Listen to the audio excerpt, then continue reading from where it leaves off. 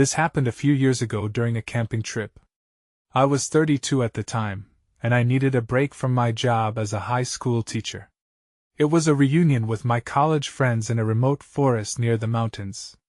We set up camp surrounded by tall pine trees and a calm lake. I felt a wave of nostalgia as we all laughed and shared stories from our college days. One night, we gathered around the campfire and started sharing ghost stories. It felt fun and harmless until we heard it. Laughter echoed through the trees. I looked at my friends, and they looked uneasy. At first, I thought it was just the wind, but I felt a chill. We shrugged it off, but I should have paid more attention. The next day was quiet. We hiked and joked, but something felt off. Mike mentioned he found sticks arranged oddly near his tent. I laughed, thinking he was messing with us. But when I looked, there they were, twisted in strange patterns. My stomach dropped. I always shrugged off odd signs in nature, but now I couldn't ignore it. That night, while sitting around the fire, I caught a glimpse of a shadow moving between the trees. My heart raced. I pointed it out to my friends, but they didn't see anything.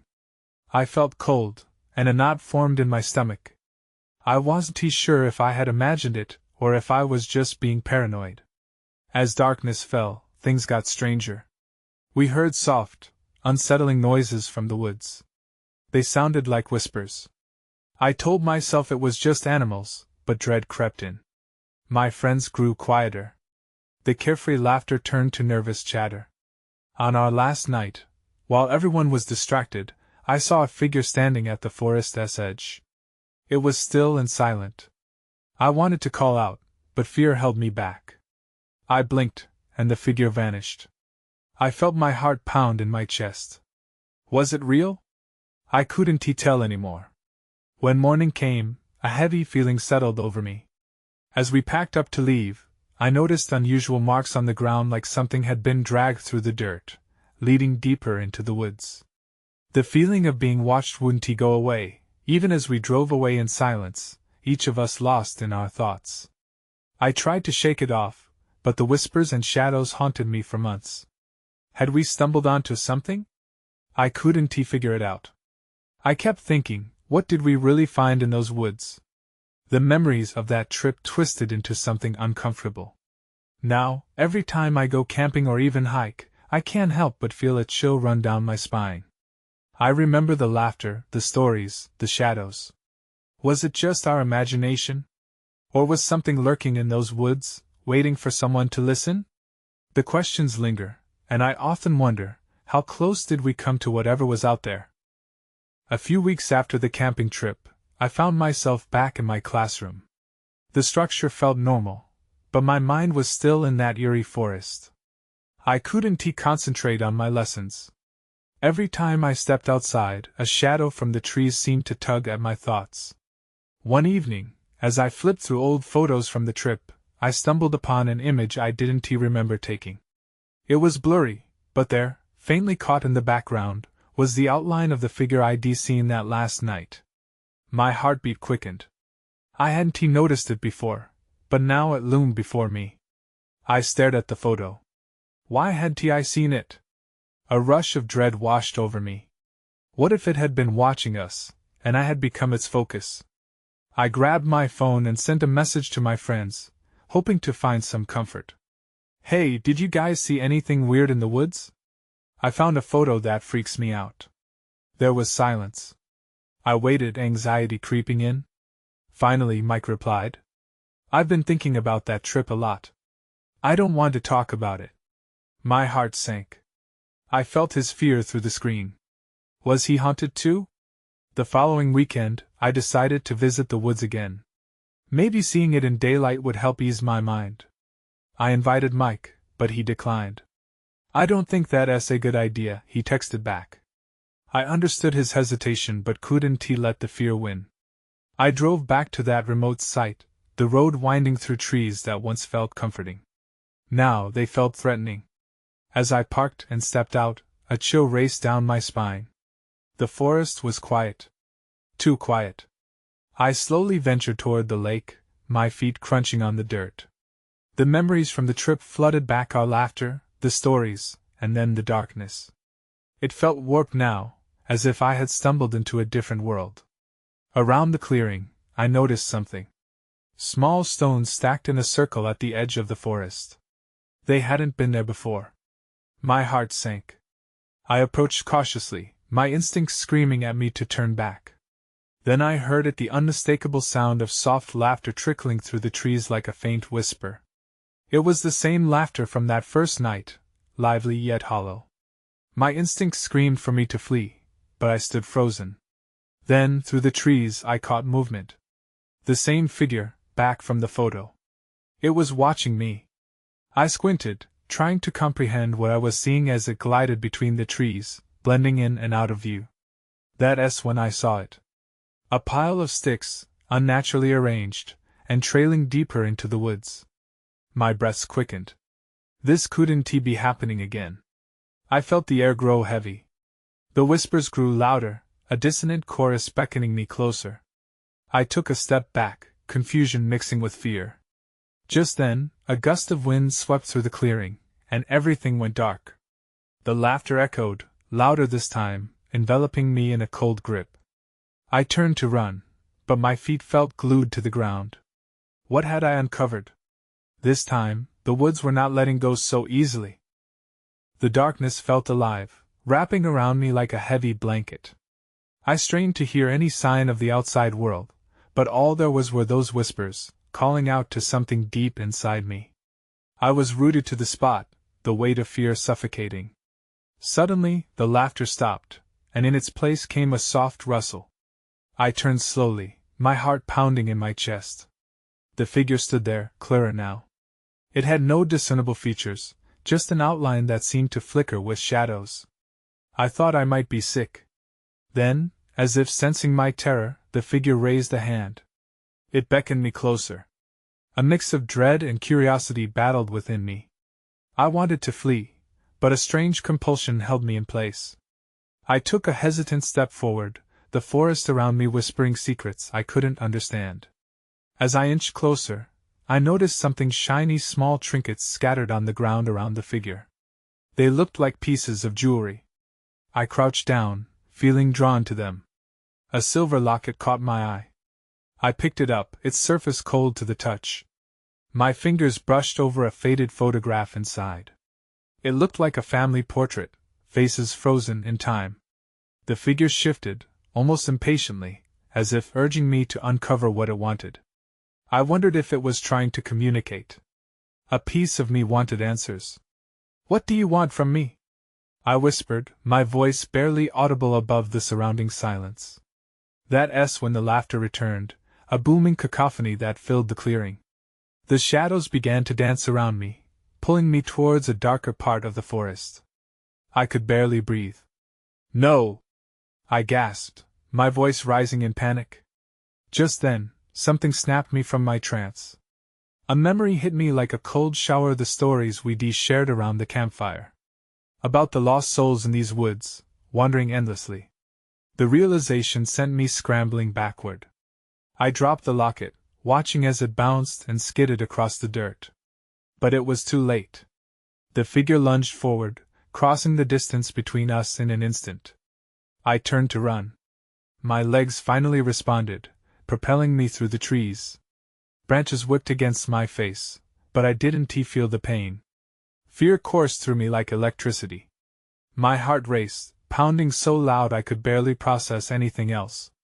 I had to escape. I kept glancing over my shoulder, expecting it to grab me at any moment. The whispers turned into a symphony of cries, pleading with me to return. "Get out!" I shouted back, hoping to drown them out. The clearing rushed past me, and I could almost feel the forest closing in. Finally, I burst through the trees and into the open air. I stumbled to my car and fumbled with the keys, desperate to get away. As I sped off, the laughter faded into the distance, but the weight of the forest lingered in my mind. I couldn't shake the feeling. The figure had shown me something. But what did it mean? The locket. The whispers? There was something deeper, something that had to do with us, and I wasn't sure if I was brave enough to uncover it. Now, as I sat in my car, the shadows of the trees stretched behind me, I knew one thing: it wasn't over. I had to go back. I had to find out what it all meant. The next day, I couldn't focus. I tossed and turned all night, each dream tangled in a blur of laughter and shadows. I replayed the moment in the clearing over and over. It gnawed at me. What was that figure? Why had it beckoned me? By morning I had decided. I couldn't let fear win. If I was going to understand this, I needed to return to the woods. I grabbed my backpack, stuffing it with essentials, a flashlight, some water, and a notebook for my thoughts. After a quick breakfast, I hit the road. The drive felt different this time. I could see the trees standing tall, their branches forming a canopy that almost seemed to lure me into the depths of the woods. I parked my car at the edge of the forest, the sun's rays barely breaking through the leaves. It felt like stepping into another world. As I ventured deeper, I noticed something odd. The familiar trails appeared altered, almost like a maze. The trees loomed larger, shadows creeping longer, as the sunlight waned. I paused for a moment, doubt creeping back. What if I was making a mistake? But I pressed on, my feet moving almost on instinct. A few minutes later, I arrived at the clearing. The atmosphere was thick with anticipation. The air felt charged, as if something was waiting just below the surface. I stepped inside, glancing around. The trinkets were gone. The locket, the jewelry, everything that had once surrounded that figure was missing. It struck me as wrong, unsettling. I knelt down, running my fingers over the earth, feeling the absence.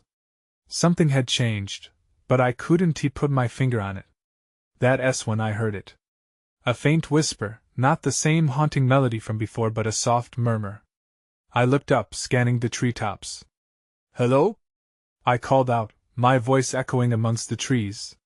No answer, just silence. Then I saw it, hidden among the leaves, another glint of metal. I stepped closer, my heart racing again. As I reached it, I discovered a bracelet, its chain delicate and intricate. But what caught my breath was the charm attached to it. It was identical to the locket from yesterday, the same faded family portrait. How was this possible? I picked it up, my fingers trembling. The cool metal felt alive against my skin. Suddenly, I heard it again, the laughter. It was soft at first, then it grew louder, wrapping around me like a blanket. I felt a pull, almost magnetic. The shadows began to gather, and I instinctively stepped back, clutching the bracelet tight. "Leave me alone!" I shouted. But the shadows didn't relent, they advanced, swirling closer.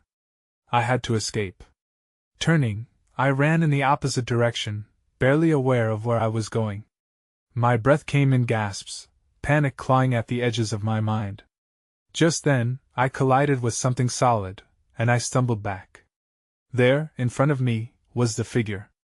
It stood, waiting in the dim light, hand raised as if to welcome me.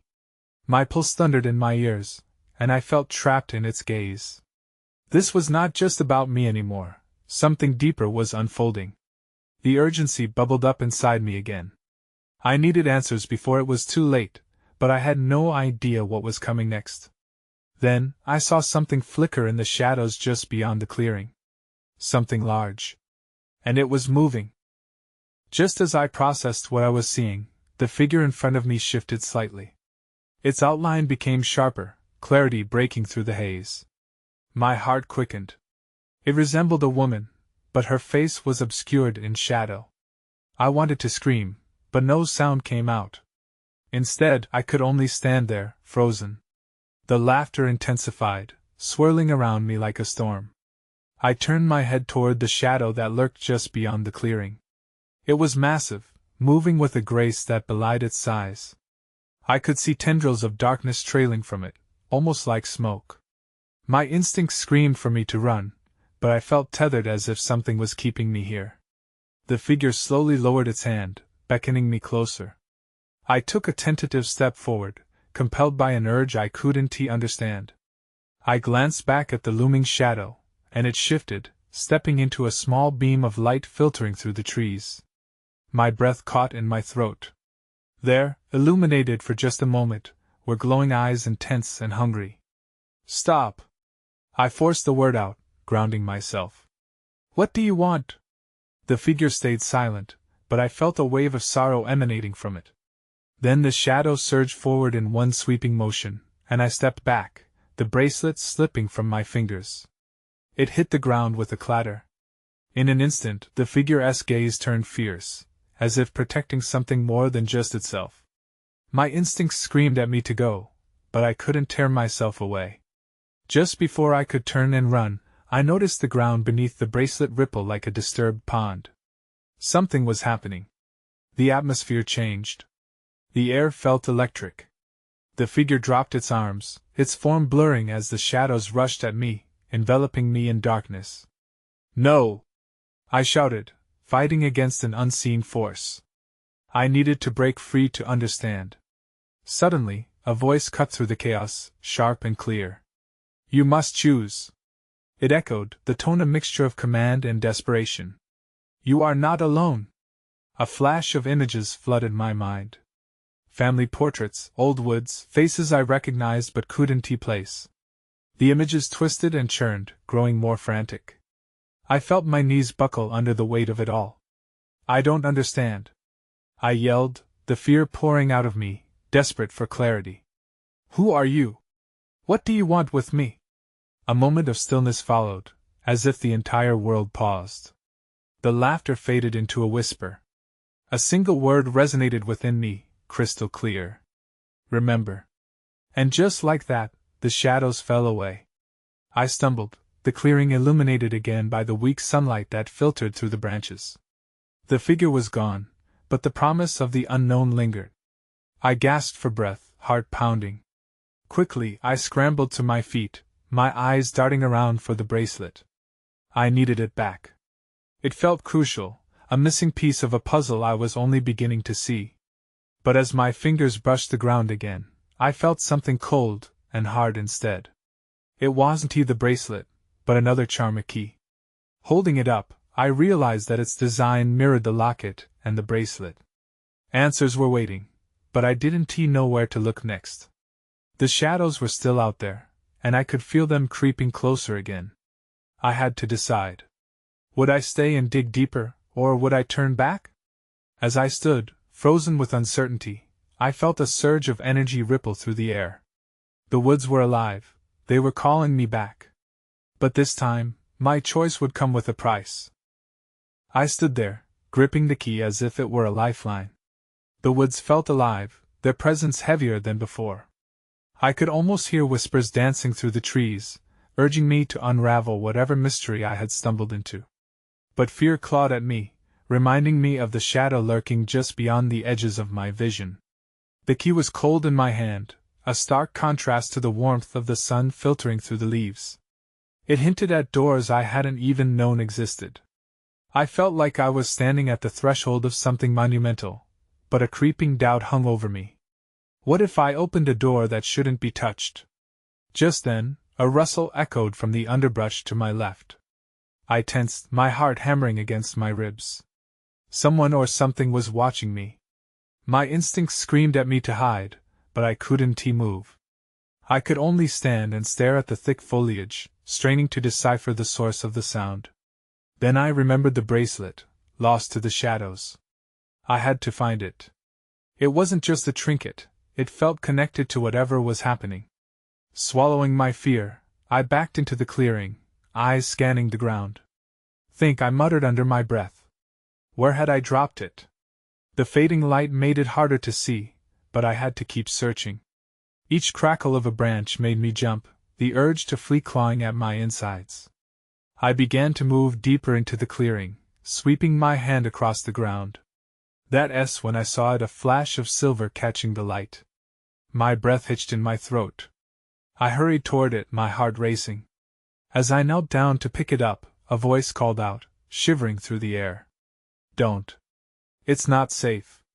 The voice was musical yet haunting, sending chills down my spine. I froze, clutching the bracelet tightly. Who's there? I called, my voice shaky. The shadows seemed to merge behind the trees, a thicket of darkness that felt alive again. A figure stepped forward, a woman with the same obscured face I had seen earlier. "You shouldn't have come here," she said, her voice steady. "You're not meant to awaken this." "What are you talking about?" I asked, confusion rolling through me. "I'm just trying to understand." The woman's glow dimmed. "Understanding comes at a price. You'll need to choose, and your choice will have consequences." "Consequences?" I echoed, feeling more lost than ever. The air crackled again, and I felt the shadows shift closer, the uneasy feeling of being trapped descending upon me. I glanced back at the path I had come from a way out, but was it the right choice? The key in my hand felt heavy, like it was pulsing with energy, begging to be used. Then, just as I contemplated my next move, a low growl seeped into the air from the shadows behind the woman. The dark figure was not far away. The glow of those hungry eyes I had seen before pierced through the branches again. I had to decide. Would I stand and confront the truth, or would I flee into the unknown? The growl turned into a snarl, sending adrenaline racing through my veins. I couldn't stay here much longer. "Choose," the woman urged, urgency thick in her voice. I could feel every heartbeat echoing in my ears. That was when I made a split-second decision. I spun on my heel, key held tight, ready to discover what lay ahead, but the shadows began to surge toward me. I had to know what awaited me in the dark. I sprinted toward the thicket, the shadows twisting and warping behind me. The growls grew louder, a low rumble that reverberated in my chest, and I could feel the heat of unseen eyes boring into my back. I couldn't afford to look back. I needed to focus on what lay ahead. The underbrush snagged at my clothes, tugging me back as if trying to hold me in place. I ducked and weaved through the trees, hoping for a path that would lead me away from whatever was chasing me.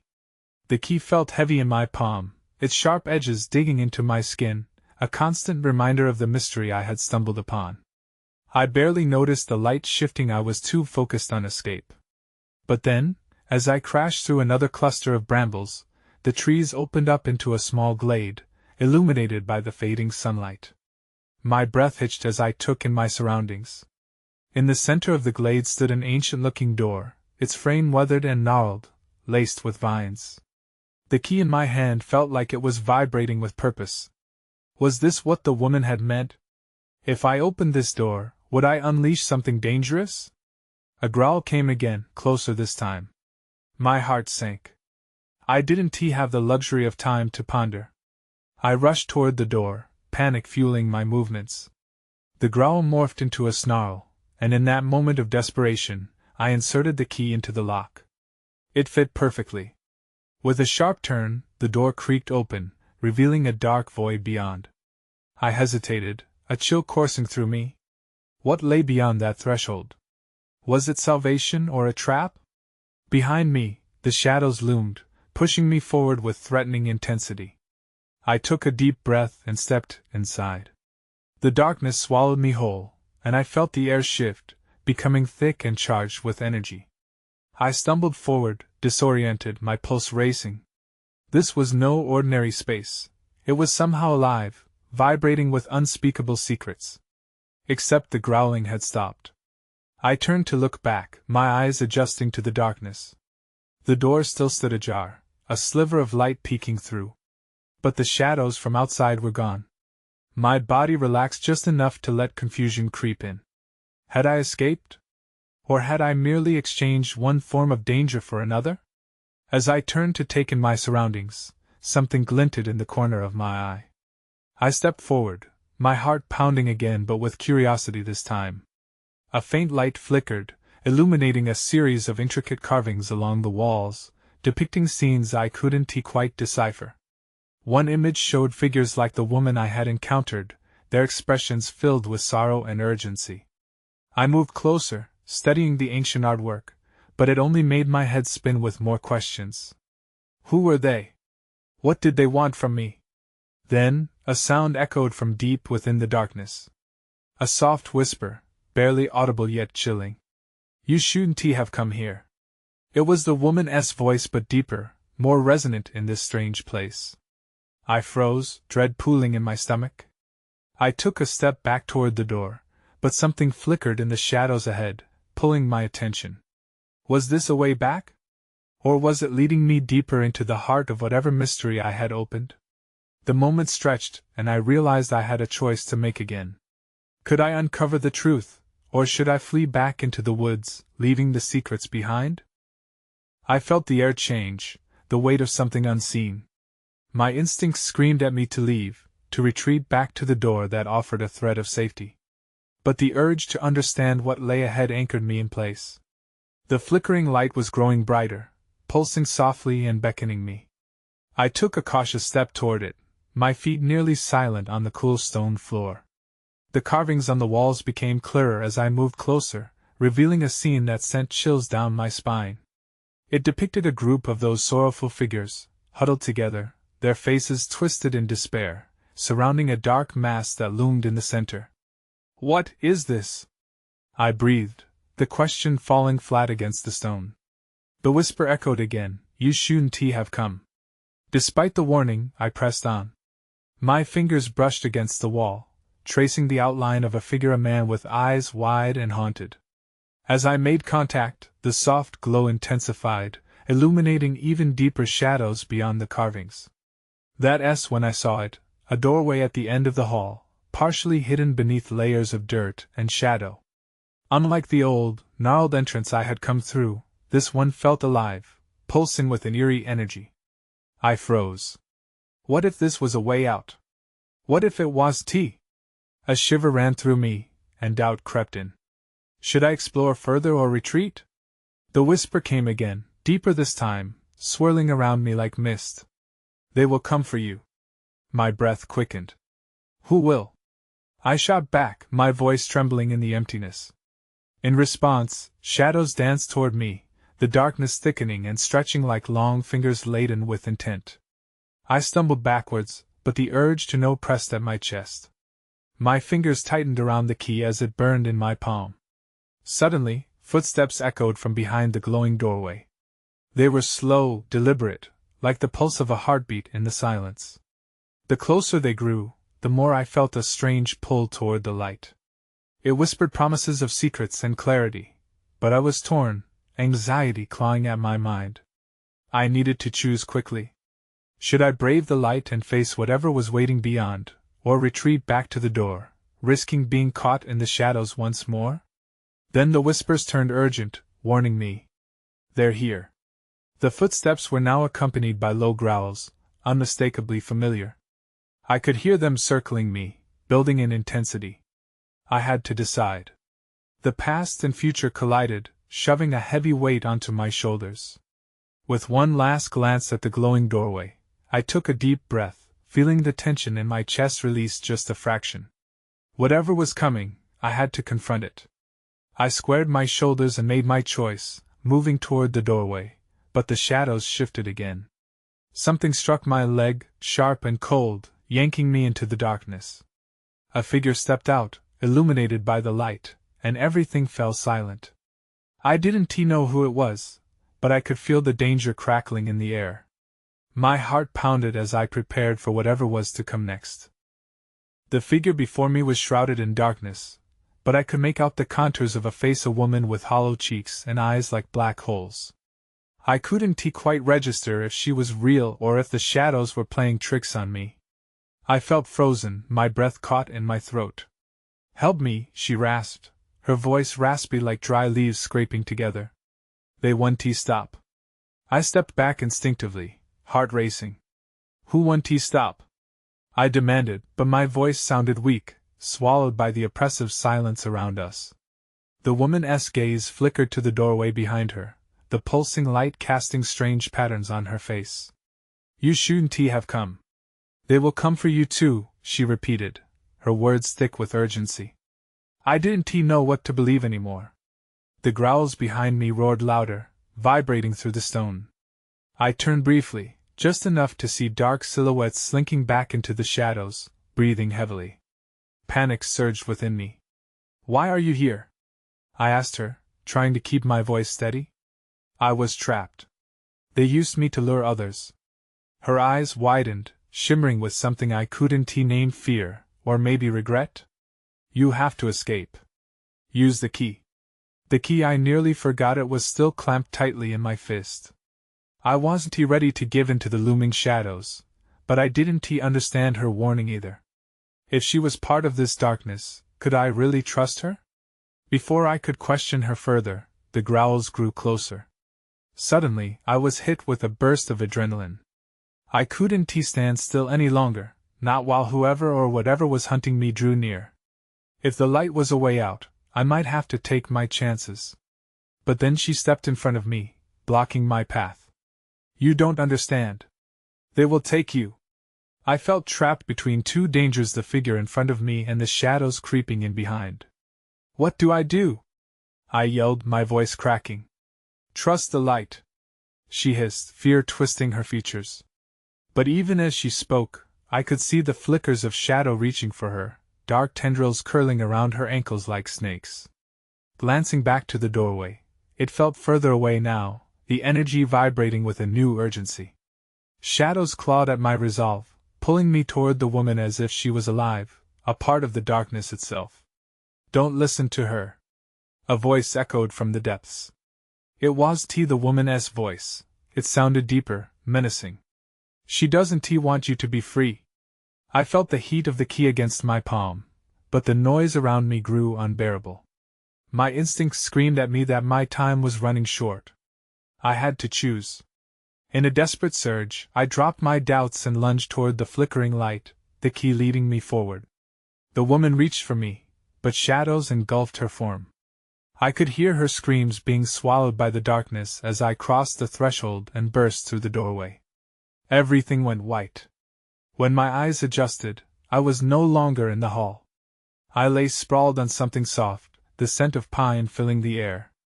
I shot up, heart pounding once more, but something was wrong. I wasn't where I had been. In front of me stood a great, ancient tree, its branches twisted and gnarled.